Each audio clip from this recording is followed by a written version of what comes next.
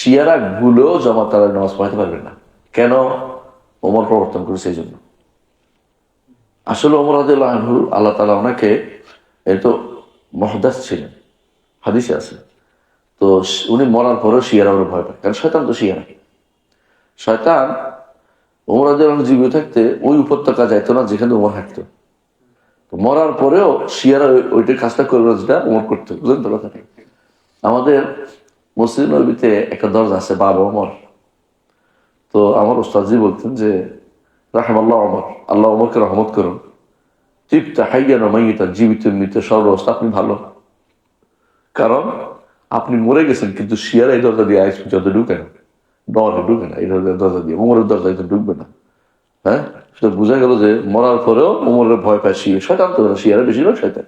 শিয়া মানেই শয়তান, মনে রাখবেন, মানেই শয়তান।